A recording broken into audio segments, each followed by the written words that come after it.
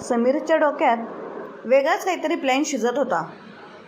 तो कोणत्या ना कोणत्या कारणाने आईवडिलांना त्याच्या लग्नासाठी नकार देत होता. त्याच्या मनात नक्की काय प्लॅन आहे हे कोणालाही समजत नव्हते. समीरने भारतात सॉफ्टवेअर इंजिनिअरिंगचे शिक्षण पूर्ण केले. समीर हा अतिशय हुशार इंजिनियर होता, म्हणून त्याला चांगली नोकरीही परदेशात लागली. परदेशात जाऊन त्याला 8 वर्षे झाली होती. पगार चांगला असल्याने त्याने लवकरच आपले जीवन सुखकर केले. घरच्या लोकांसाठी तो परदेशातून अनेक गिफ्ट पाठवत असे, तसेच नियमितपणे पैसे पाठवत होता. पण तो भारतात येण्यासाठी आणि त्याच्या कुटुंबाला भेटण्यासाठी टाळाटाळ करत असे. लग्नासाठी होकार देण्याचाही प्रयत्न नव्हता. समीरचे वडील नेहमी कोणत्या ना कोणत्या मुलीबद्दल त्याला विचारायचे आणि त्याचे मत जाणून घ्यायचा प्रयत्न करत असे, पण समीर त्यांना वारंवार टाळत असे. अखेर आणि एकदा वडिलांनी विचारल्यानंतर त्याने स्पष्ट सांगितले की मला सध्या लग्न करायचे नाही. यावर्षी मात्र त्याच्या वडिलांनी त्याला खडसावून सांगितले की तुझी आईसारखी आजारी असते, तू काही दिवसांची सुट्टी घेऊन घरी ये. अखेर वडिलांचे म्हणणे टाळता न आल्याने समीर 3 महिन्यांची सुट्टी घेऊन भारतात यायला निघाला. त्याच्या येण्याने घरच्यांचा आनंद गगनात मावेनासा झाला. कितीतरी नातेवाईक त्याला न्यायला एअरपोर्टवरच घ्यायला आले होते. समीरच्या आईवडिलांच्या डोळ्यात आनंदाश्रू होते. एवढ्या वर्षांनी आपल्या मुलाला पाहिल्यानंतर त्यांना खूप आनंद झाला होता. समीरच्या आईला यावर्षी त्याचे लग्न लावूनच द्यायचे होते. पण समीरने हा विषय अनेक प्रकारे टाळला आणि आईवडिलांना स्पष्ट सांगितले की मी माझ्या बायकोला परदेशात घेऊन जाईल, मग तुम्हाला तिचं सुख काय मिळणार? तिथे घर खूप महाग आहेत. मी सकाळी 8 वाजता घरातून निघतो आणि रात्री 10 वाजता परत येतो. ती घरात एकटी काय करणार? पण यावेळेस आईने त्याच्या कुठल्याही कारणांना भीक घातली नाही. समीरचा लहान भाऊ आणि बहीण अजून अविवाहित होते. त्याच्या लग्न झाल्यास त्यांचा मार्ग मोकळा होणार होता. समीरच्या भरघोस पगाराच्या नोकरीमुळे अनेक मुलींचे वडील त्यांच्याबद्दल विचारू लागले. नातेवाईकांकडून वेगवेगळ्या स्थळांची माहिती घेऊ लागली. घरात दबाव वाढत होता. डायनिंग टेबलवर लग्नाच्या चर्चेला येऊ देत असे, पण समीरला हे काही मुलींचे स्थळ पसंत पडत नव्हते. शेवटी वडिलांनी थकून जाऊन वधूवर सूचक केंद्रामध्ये त्याचे नाव दिले आणि लगेच दुसऱ्या दिवशी फोन आणि ईमेल येऊ लागले. त्यातून समीरने 3 मुलींची निवड केली. या तिघांमध्ये कोणतीही मुलगी उच्च शिक्षित नव्हती, ना त्यांच्या कुटुंबाची परिस्थिती फार चांगली होती. हे पाहून समीरच्या घरच्यांना आश्चर्य वाटले. एवढ्या शिकलेल्या मुलाने अशा मुलीची निवड का केली यावर चर्चा रंगली. पण समीरने ठामपणे सांगितले, मला माझ्या बायकोला नोकरी करायला लावायची नाही. मी पुरेसा पैसा कमवतो. मला सौंदर्य स्पर्धेसाठी बाहुली नको, तर मला साधी आणि समजूतदार जोडीदार हवी. 3 मुली बघण्याचा कार्यक्रम ठरला. पहिली मुलगी खूप सुंदर होती, पण तिच्या स्वभावात सतत चंचलता जाणवत होती. दुसऱ्या मुलीचा रंग सावळा होता, पण तिचे डोळे खूप मोहक होते आणि तिची प्रकृती सामान्य होती. तिसऱ्या मुलीचा रंग, रूप आणि प्रकृती उत्तम होती. समीरने तिसऱ्या मुलीला पसंती दिली. त्याची निवड पाहून घरच्यांना खूप आश्चर्य वाटले. तिच्या शिक्षणाबद्दल विचारल्यावर समीर म्हणाला, माझी बायको नोकरी करणार नसेल तर ती फक्त कुटुंबासाठी झटणारी असेल. हेच माझ्यासाठी महत्त्वाचे आहे. त्याच्या या विचारांनी घरच्यांनाही समाधान वाटले आणि शेवटी समीरच्या इच्छेप्रमाणे लग्न ठरलं. त्याचं साधं विनम्र वागणं पाहून आजूबाजूच्या लोकांना खूप आश्चर्य वाटलं. एवढा देखणा, शिकलेला, जास्त पगार कमवणारा मुलगा आणि इतकं साधं बोलणं. कोणी गमतीत म्हणालं होतं, हे तर चांदीत सोनं जोडल्यासारखं किंवा तांदळात उडीद मिसळल्यासारखं झालं. मुलीकडच्यांसाठी ही एक लॉटरीच होती. कल्पनेपेक्षा देखणा आणि सुशिक्षित जावई घरबसल्या मिळाला होता. नाहीतर कुठे मोनिका साधी 10वी पास मुलगी आणि कुठे समीर देखणा सुसंपन्न उच्च शिक्षित नवरा. त्या दोघांचं लग्न धूमधडाक्यात पार पडलं. समीर आणि मोनिका हनीमूनसाठी 15 दिवस कोकणात गेले. या 15 दिवसाचे सुख सोडत गेले हे त्यांना ही कळलं नाही. सकाळी नाश्ता करून नवरा बायको हातात हात घालून फिरायला जात, संध्याकाळी नवे नवे अनुभव घेत पिक्चर बघून रमून जात. मोनिकाला ते दिवस सोन्यासारखे वाटत होते. मोनिकाला वाटत होते हे सगळं एक सुंदर स्वप्न आहे. ती कधी त्यांच्या मांडीवर डोकं ठेवून झोपत असे, तर कधी गळ्यात दोन्ही हात टाकून हळवा आवाजात विचारत असे, आयुष्यभर माझ्यावर असंच प्रेम करशील ना? त्यावर समीर हसत म्हणायचा, पगली. कोकण सफारीवरून परत आल्यानंतर मोनिकाच्या चेहऱ्यावर वेगळाच नूर दिसत होता. तृप्ततेचे एक वेगळं समाधान तिच्या चेहऱ्यावर झळकत होतं. त्याच दरम्यान समीरच्या सुट्ट्या संपायला आल्या होत्या आणि त्याला मोनिकाला परदेशी घेऊन जायचं होतं. मात्र त्याची आई समीरला म्हणाली, 1 वर्ष तरी सुनबाईला इथेच राहू दे. पहिलं वर्ष तर रीतिरिवाज होत जातो आणि आम्हालाही वाटायला हवं की घरात सून आली आहे. पण समीरने आईचा काही ऐकलं नाही. तो म्हणाला, परदेशात भारतीय जेवण हॉटेलमध्ये मिळत नाही आणि घरी बनवायला वेळ नसतो. एवढ्या दिवस मी हॉटेलचं जेवण जेवून वैतागलो आहे. पण आता त्यासाठी मोनिकाला तिथे घेऊन जाणे जास्त योग्य ठरेल. जितक्या लवकर ती तिथल्या वातावरणाशी जुळवून घेईल तितकं चांगलं. आणि त्यानंतर लगेच समीर मोनिकाला घेऊन सिंगापूरला रवाना झाला. जसं विमान ढगांमधून उडू लागलं तशी मोनिकाही तिच्या कल्पनांच्या दुनियेत हरवून गेली. लग्नानंतर ती ज्या जीवनाचा अनुभव घेत होती त्याची तिने कधी स्वप्नातही कल्पना केली नव्हती. विमानात बसणे तर दूरच, तिच्या कुटुंबात कोणी विमानात बसले होते हे तिला आठवतही नाही. सिंगापूरसारख्या ठिकाणाचे नावही तिने फक्त ऐकलं होतं.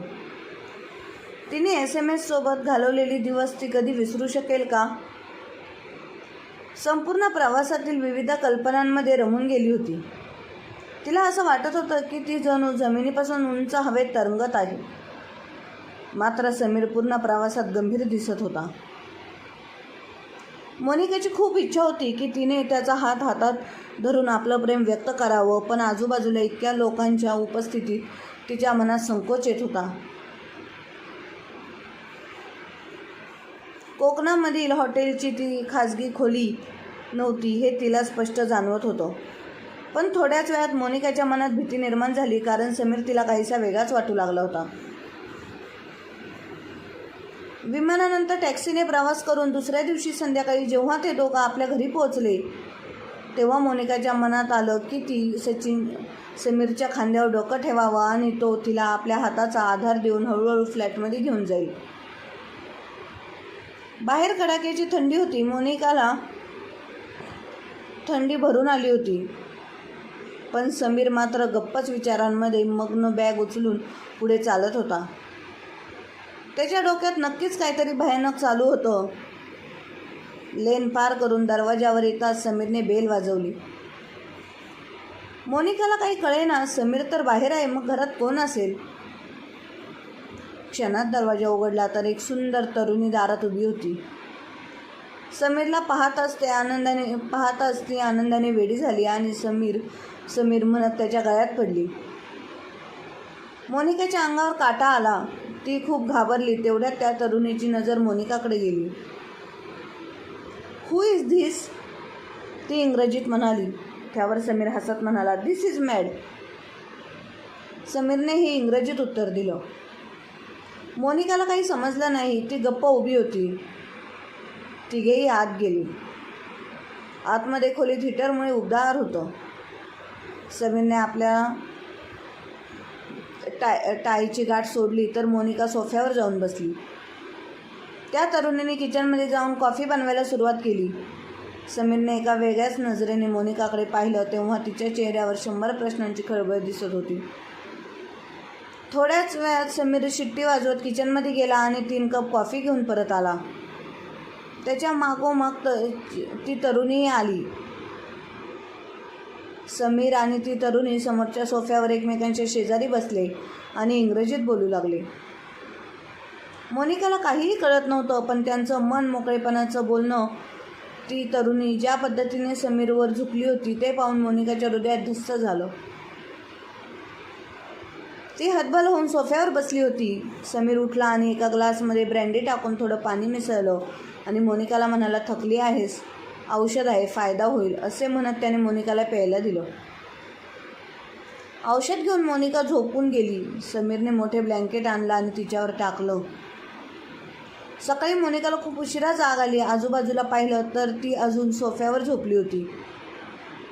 खोलीत अजून एक अंथरूण पडलेलं होतं. आता मोनिकाला कालच्या रात्रीचे विचार सतावू लागले. तेवढ्यात समीर तिच्यासाठी चहा घेऊन आला. चहा पीत मोनिकाने विचारलं, ती मुलगी कोण होती? समीर शांतपणे म्हणाला, जुई. आता जुई कुठे गेली? मोनिकाने पुढे विचारलं. समीर म्हणाला, कामावर. इथेच राहते का तुमच्याबरोबर? मोनिकाचा स्वर कापरा झाला होता. समीरने हलकीच मान हलवली. केव्हापासून? तिने धडधडत्या हृदयाने विचारलं. 5 वर्षापासून, समीरने शांतपणे उत्तर दिलं.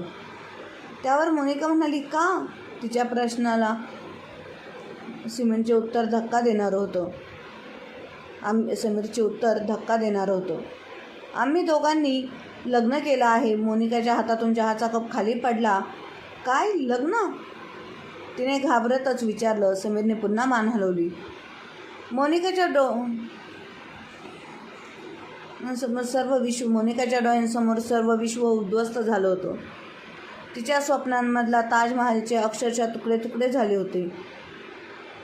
तिला आता सर्व काही संपल्यासारखे वाटत होतं. तिच्या स्वप्नांचा पूर्णपणे चुराडा झाला होता. क्षणभर ती स्तब्ध झाली आणि नंतर अचानक तिच्या दुःखाचा वाण फुटला. ती हतबल होऊन स्वतःचा चेहरा हातांनी झाकून रडू लागली. रडत असतानाच उत्तराची वाट न पाहता ती शून्यात प्रश्न विचारत होती. मग तुम्ही माझ्याशी लग्न काय केलं? माझ्या घरच्यांना फसवायची काय गरज होती? माझं आयुष्य का उद्ध्वस्त केलं? मला इथे कशासाठी आणलं? एवढी मोठी स्वप्न दाखवण्याची काय गरज होती? मी तुम्हाला देवासारखं मानलं, पण तुम्ही तर बेईमान निघालात. तिच्या चेहऱ्यावरचे हव्यास पाहून असं वाटत होतं की ती कधीही समीरच्या जोरदार कानाखाली वाजवेल. समीर तिच्याजवळ येऊन त्याची बाजू समजावण्याचा प्रयत्न करू लागला. तो म्हणाला, जुईमुळे मला ही चांगली नोकरी मिळाली. ज्या कंपनीत मी काम करतो त्या कंपनीच्या मालकाची एकुलती एक मुलगी आहे. ती दिसायला सुंदर आहे आणि शिकलेली, सवरलेली आहे आणि स्वतःही कंपनीत काम करते. तिच्यामुळेच मी इथं आलो. जुईला कितीतरी लोक परदेशात मिळाले असते, पण माझ्यासाठी ती खास होती. मोनिकाने समीरचं सर्व बोलणं झिडकारलं आणि ती रागाने ओरडली, मग माझ्याशी दुसरे लग्न करण्याची काय गरज होती? जर बायकोशिवाय राहू शकत नव्हता तर तिलाच भारतात आणायचं होतं. आमच्यासारख्या गरीब माणसांसोबत हा खेळ खेळण्याची काय गरज होती? समीरने शांतपणे सांगितलं, मी या लग्नाबद्दल कोणालाही सांगितलं नव्हतं. माझ्या आईवडिलांना सांगितलं असतं तर ते कधीच तयार झाले नसते. घराची प्रतिष्ठा राखण्यासाठी मला हे सर्व करावं लागलं. गावाकडे जुईला कोणी स्वीकारलं असतं का? मोनिकाचा संताप आणखीनच वाढला. ती ओरडली, तुमच्या घराच्या प्रतिष्ठेसाठी दुसऱ्या मुलीच्या आयुष्याशी खेळ करणं कोणत्या शहाणपणाचं काम आहे? जर तुमचं लग्न झालेलं लपवायचं होतं तर स्पष्ट सांगायला पाहिजे होतं की मला लग्न करायचं नाही. माझ्या आईवडिलांना फसवण्याची गरज नव्हती. ते गरीब आणि साधे आहेत. म्हणून काय आम्हाला फसवायचा परवाना मिळतो का?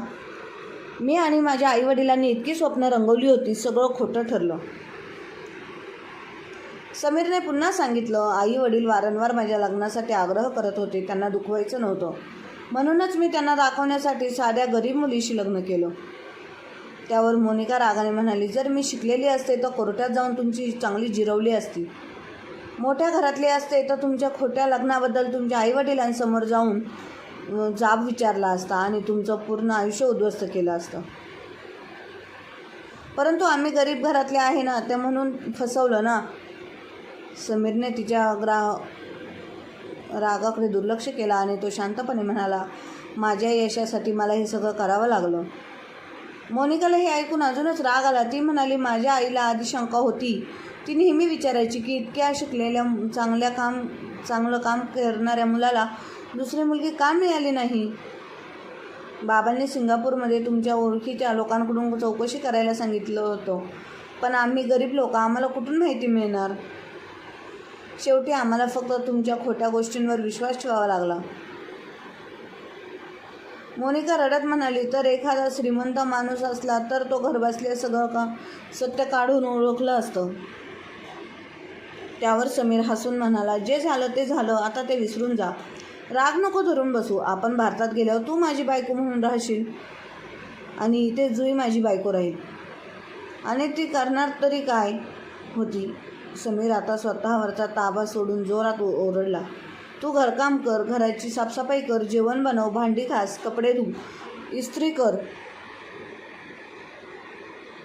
घरातील सर्व कामं आता तुझ्या आहेत. मोनिका रागाने म्हणाली, मग तुम्ही भारतातून एखादी नोकरानी आणायची होती. तुम्ही माझ्याशी लग्नाचं ढोंग का केलं. समीरने तिच्या एक कानाखाली मारली आणि उत्तर दिलं, वास्तविक पाहता आम्हाला एक कामवालीची गरज होती. इथे नोकर मिळत नाही आणि मिळाले तरी ते खूप महाग असतात आणि विश्वासूही नसतात. आम्ही दोघे काम करतो, घराची काळजी घेतो. कोण घेणार. त्याचं असं बोलणं ऐकून मोनिका मोठ्याने रडत म्हणाली, मला माझ्या घरी पाठवा, माझं तिकीट काढा, मी इथे राहणार नाही. त्यावर समीर हसत म्हणाला, आता तुझं तिकीट काढून तुला परत पाठवणं कधी शक्य नाही. तुला आता इथेच सडत पडावं लागणार. तिकीट काढणं सोपं नाही, हजारो रुपये लागतात. त्यामुळे तू कुठे जाऊ शकणार नाही. शिवाय तुला कमी शिकलेले आणि साधी दिसणारी असल्यामुळेच मी निवडलं होतं. तुला इथे कसला त्रास आहे. चांगलं खा, चांगलं पी. जुई घरी नसताना तूच माझी बायको राहशील. मोनिका आता स्वतःला फसवलेलं पाहून आणि पूर्णतः कमजोर झाली. मोनिका रागाने समीरला म्हणाली, जुईला घटस्फोट दे. तेव्हा तो संतापाने म्हणाला, तुझ्या लायकीत राहा.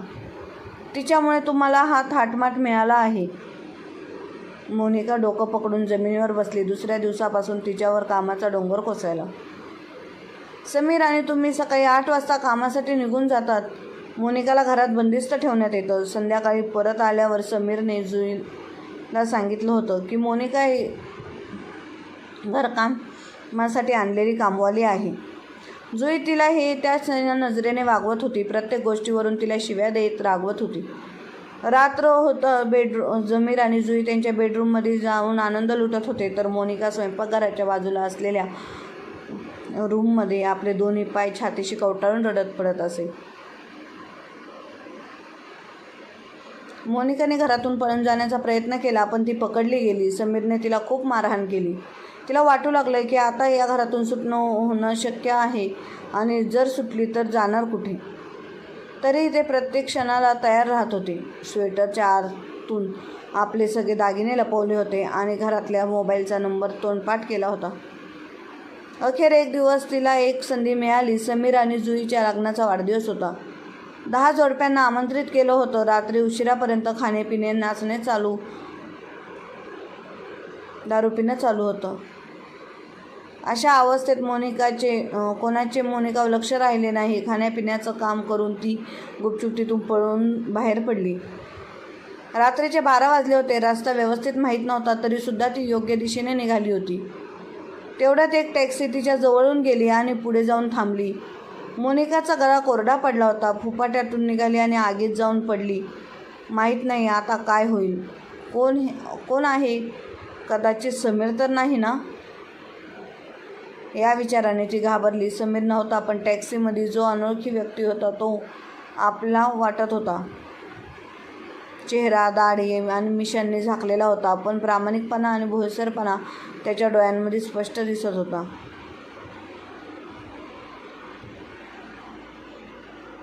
तो सरकार नवनीत पाल टॅक्सी ड्रायव्हर होता. मोनिकाने परदेशात पहिल्यांदा सरकारला पाहिलं होतं. तिला वाटलं की त्याला पाहून तिला आपल्या भारताची आठवण झाली. भारतीय स्त्री पाहून नवनीत बालपण चकित झाला. त्याला मोनिकाची घाबरलेली अवस्था खूपच जाणवली होती. नवनीतने अंदाज लावला काहीतरी वाईट नक्कीच झाले. त्यांनी तिची जास्त विचारपूस न करता टॅक्सीचा पाठीमागचा दरवाजा उघडला आणि मोनिकाला आतमध्ये बसण्यासाठी सांगितले.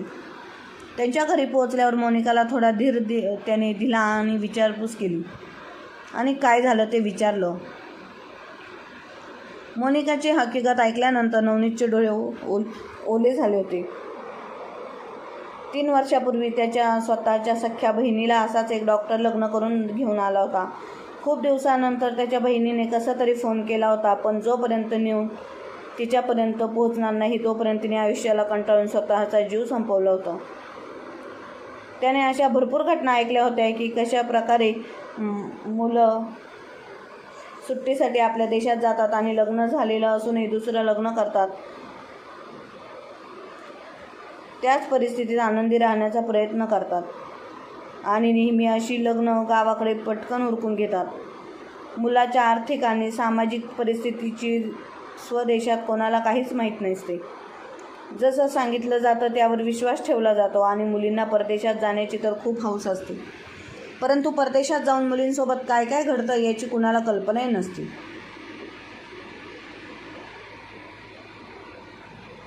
कसं मुलींना फसवतात हे साधं कळतही नाही. नवनीतने मोनिकाच्या अश्रू पुसले आणि तिला भारतात पोहोचवण्याची तयारी केली, परंतु नवनीत नाही मोनिकाला सांगितले की तुझ्या अपराधीला शिक्षा मिळालीच पाहिजे. त्याने आपल्या एका ओळखीच्या वकिलाकडून सल्ला घेतला आणि त्याने मोनिकाच्या घरी फोन करून लग्नपत्रिका आणि लग्नात काढलेले फोटो मागवले आणि त्याने वकिलाद्वारे या सर्व वस्तू जुईच्या वडिलांना दाखवण्यासाठी पोहोचल्या. तो करोडपती खूप भडकला. समीरशी बोलण्याआधीच त्याने मोनिका आणि समीरचे फिरायला गेलेले फोटो जुईला दाखवले. लग्नाचे फोटो पाहून गांभीर्याने विचार करू लागली. कदाचित त्या लग्नाला एखाद्या धार्मिक उत्सव समजत होते. वरवधूच्या पोशाखात असलेल्या समीर आणि मोनिकाला ती ओळखू शकली नाही, पण फिरायला गेलेले फोटो पाहून ती थोडी बावरली. फोटोमध्ये कधी जेलमध्ये नावेत बसलेले, तर कधी डोंगराच्या माथ्यावर, तर कधी केसांना सावरणारी मोनिका आणि समीरचे खट्याळ हसू पाहून जुईला धक्का बसला. त्या फोटोमधील मोनिका समीर यांनी ओळखले. घरी पोहोचताच तिने समीरला खडसावून विचारलं, का रे, तू जिला मोलकरीण म्हणत होतास आणि तू तिच्याशी लग्न केलं का? माझ्याशी फसवणूक का केलीस? मी काय कमी ठेवलं होतं तुझ्यासाठी? मी शिकलेली नव्हती का? मी सुंदर नव्हते का? तुला नक्की काय कमी पडले? मी तुला इथे नोकरी लावली, तुझ्या नावावर फ्लॅट घेतला, गाडी दिली, तुला अजून काय हवं होतं? हे सगळं पाहून जुईला रागांवर कंट्रोल झाला नाही आणि ती समीरला शिव्या घालू लागली. समीरने तिला समजावण्याचा खूप प्रयत्न केला, पण त्या रात्री जुई बेडरूमचा दरवाजा उघडलाच नाही. मोनिका आपल्या रूममध्ये झोपत होती. आज समीरलाही तिथे झोपावे लागलं. तो आता खूप टेन्शनमध्ये आला होता, कारण मोनिका गायब झाली होती. ती कुठे आहे याचा त्याला पत्ताच नव्हता. मात्र एवढं निश्चित होतं की सिंगापूरमध्येच होती. परत जाण्यासाठी तिच्याकडे ना पैसे होते ना तसेच जायचे तिला पत्ता होता. जुईला कोणी भडकवलं का त्याच्या मनात विचार येत होते. त्याच्या डोक्यात विचारांचा वादळ उठलं होतं. म्हणून त्याच्या गायब होण्यापेक्षा त्याला जुई रुसून बसली होती याची जास्त चिंता होती. सोन्याचा अंडा देणारी कोंबडीच रडून गेली तर काय होईल ही त्याची खरी भीती होती. जर फ्रॉडच्या केसमध्ये पकडला गेला त्याला तुरुंगात जावं लागेल ही कल्पनाच त्याला अस्वस्थ करत होती. मोनिकाबद्दल विचार केला तर त्याला वाटत होतं की ती कदाचित रेल्वेखाली आली असेल किंवा आत्महत्या करून मोकळी झाली असेल. दुसऱ्या दिवशी कंपनीचे डायरेक्टर आणि जुईचे वडील समीरला केबिनमध्ये बोलावतात. त्यांनी त्याला सगळं स्पष्ट सांगितलं. समीरच्या तणावग्रस्त चेहऱ्यावरून सत्य उघड दिसत होतं आणि तो त्यांना म्हणाला, या सगळ्या गोंधळामागे मागे एक माणूस आहे जो मला धमकावून माझ्याकडून काम करून घेत आहे. समीरने असे आपले स्पष्टीकरण दिले तेव्हा व्यवहार कुशल डायरेक्टरांनाही त्याला एका आठवड्याची मुदत दिली. त्या दरम्यान परदेशात मोनिकाचं मन बिलकुल लागत नव्हतं. पण प्रश्न हा होता, ती परत घरी कशी जाणार, कोणाच्या मदतीने? घाबरत तिने नवनीतसमोर आपला विषय मांडला. नवनीतलाही काहीच अपेक्षा नव्हतं. इथलं काम त्याचं वकील सांभाळेल. आता मोनिकाची गरजही फारशी उरली नव्हती. फक्त वाद व्यवस्थित पेटवायची होती, जी पेटलीही होती. आता फक्त विस्फोटाची वाट पाहायची होती. पण भारतात परतण्याचा प्रश्न अजून उभाच होता. 2 वर्ष टॅक्सी चालून त्याने थोडेफार पैसे साठवले होते आणि टॅक्सी खरेदी केली होती. तो मस्त मोला आणि बेधडक स्वभावाचा माणूस होता. मोनिकाने ते सर्व दागिने नवनीत समोर ठेवले तेव्हा त्याला तिच्या समजदारपणाचं कौतुक वाटलं. तेव्हा तो तिला म्हणाला, मोनिका, तू तर शिकलेल्या सावरलेल्यांनाही मागे टाकलं. असे म्हणतो तिला देशी चिमणी या टोपण नावाने हाक मारू लागतो. नवनीतने भारतात परत जाण्याचा निर्णय घेतला. सिंगापूरमधील त्याच्या ओळखीच्या लोकांच्या मदतीने त्याने टॅक्सी आणि मोनिकाच्या दागिन्यांचा व्यवस्थित सौदा केला. कोणालाही काहीच करू न देता संध्याकाळी मोनिका नवनीतसोबत आता समुद्र पार करून गावात आली. आपल्यासमोर उभी राहिली.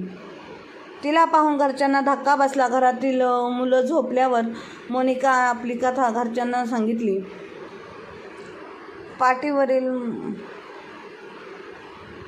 पाठीवरील मारायचे वर दाखवत मोनिकाने सांगितलं की घरातून पळून जाताना तिला वाटलं सुद्धा नव्हतं की ती पुन्हा कधी तिच्या आईवडिलांसमोर उभी राहील. ती नवनीतचे लाख वेळा आभार मानत होती. तो भेटला नसता तर आज मी कुठे असते मला ठाऊक नाही, असे म्हणत होती ती. मोनिकाच्या वडिलांनी हळूहळू डोळ्यात येणारे पाणी थांबवून तिची व्यथा ऐकली आणि स्वतःची चूक मान्य केली. आपण आपली लायकी पाहायला हवी होती. नवनीत सारखा साधा प्रामाणिक माणूसच आपल्यासाठी योग्य होता, असे ते म्हणाले. दुसऱ्या दिवशी नवनीतने मोनिकाच्या वडिलांशी एकांतात चर्चा केली. सिंगापूरमधील सर्व घडामोडी सांगितल्या आणि आपल्या वकील मित्राकडून मिळवलेली काही महत्त्वाची कागदपत्रे दिली. त्या कागदपत्रांमध्ये समीर आणि जुईच्या पहिल्या लग्नाची नोंद होती. तो त्यांना म्हणाला, आपण इथे फसवणुकीचा खटला दाखल करू शकतो आणि समीरचा चांगला धडा देऊ शकतो. खटल्याची सुनावणी झाली तर त्याला इथे येताना पुरता घाम फुटेल, घरच्यांचा सन्मान दुरीस मिळेल आणि परदेशात जाणाऱ्या त्या भारतीयांनाही धडा मिळेल जे अशा गोष्टी करायला प्रवृत्त होतात, असे नवनीत म्हणाला. शेवटचे वाक्य बोलताना त्याचा आवाज भरून आला. त्याच्या डोळ्यातून पाणी वाहू लागले. त्याने आपल्या बहिणीबरोबर घडलेला अन्याय सांगितला. मोनिकाच्या वडिलांनी त्याला आपल्या छातीशी कवटळलं आणि त्याचे अश्रू पुसले. आमच्या गरिबीने आणि साधनांच्या अभावाने आमच्या हातात मर्यादा घातल्या आहेत. खटल्यासाठी तयारी आहे. खटल्यासाठी आम्ही असमर्थ आहोत, असे ते म्हणाले. त्यावर नवनीतने त्यांचा निरोप घेताना त्यांना सांगितले, तुमच्या सेवेसाठी मी सदैव तयार आहे. हा माझा पत्ता आहे. मला आता टॅक्सी चालवायची आहे. तुम्हाला जे योग्य वाटेल ते करा. मोनिकाच्या वडिलांनी आपल्या पत्नीची चर्चा केली. त्यांनी मोनिकाच्या मनाचा अंदाज घेतला. तेव्हा त्यांना समजलं की मोनिका कोणत्याही परिस्थितीत समीरसोबत राहायला तयार नव्हती. 15 दिवसांनी खटला न्यायालयात दाखल करण्यात आला. समीरने सोबत समजत त्याचा प्रयत्न केला, पण ती घटस्फोटावर ठाम होती.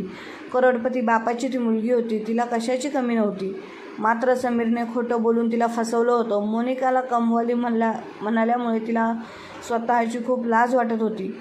मोनिकाच्या प्रती केलेल्या अपमानजनक वर्तन तिच्या मनावर एक प्रचंड जखम करणारं ठरलं. तिला एकच पर्याय दिसत होता, समीरला घटस्फोट देणे. घटस्फोट याचा अर्थ समीरच्या अस्तित्वावर घाव करणे आणि त्याला चांगलाच धडा शिकवणे. त्याच्या आयुष्याला एक धक्का देणे होतात. समीरला दुसऱ्या कोणत्याही ठिकाणी चांगली नोकरी मिळण्याची आशा नव्हती. कुठे गेला तर जुन्या कंपनीच्या चांगल्या कामाचं प्रमाणपत्र सादर करावे लागणार होतं.